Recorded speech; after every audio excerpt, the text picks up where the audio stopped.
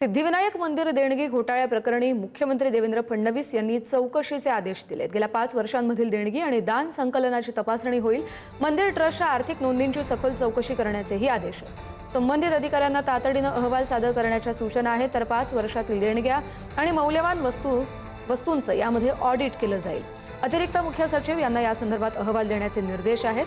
चौकशीचा अहवाल आल्यानंतर पुढील कारवाई होण्याची शक्यता आहे। 2023 ते 2026 या दरम्यानच्या देणगी संकलनातील चढ उतारांवरून चौकशी सुरू होईल।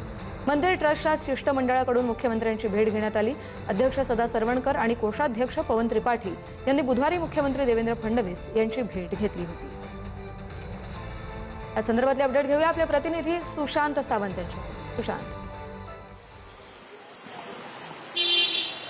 कस्तुरी, आपण जर बघितलं असेल तर मनसे अध्यक्ष राज ठाकरे यांनी त्यांच्या भाषणामध्ये नुकतीच एक सभा झाली, त्यामध्ये त्यांनी थेट आरोप केला होता की मंदिरात कशा पद्धतीने चोरी होती आणि सिद्धिविनायक मंदिरातील काही पत्र जे आहेत ती त्यांनी दाखवली होती।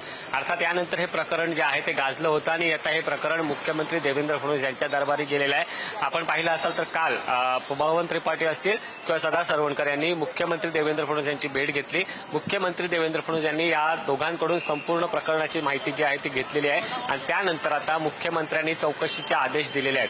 5 वर्षात कशा पद्धतीने देणगीमध्ये चढ उतार झालेला आहे, त्यासोबत जी देणगी येते आणि जे सोने रूपात जे दागिने येतात त्याची देखील ऑडिट जे आहे ते केलं जाणार आहे। संपूर्ण रिपोर्ट जो आहे तो केला जाणार आहे आणि संपूर्ण अहवाल आल्यानंतर जो आहे तो निर्णय घेतला जाणार। आपण बघितलं असेल तर ठाकरे गट असेल किंवा मनसेकडून या प्रकरणी आवाज उठवण्यात आला होता। राम मंदिरात जशी चोरी होते तशाच पद्धतीची चोरी जी आहे ती सिद्धिविनायक मंदिरात झालेली आहे।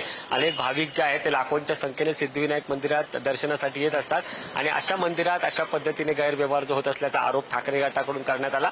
आता याची गंभीर दखल राज्याचे मुख्यमंत्री देवेंद्र फडणवीस यांनी घेतलेली आहे।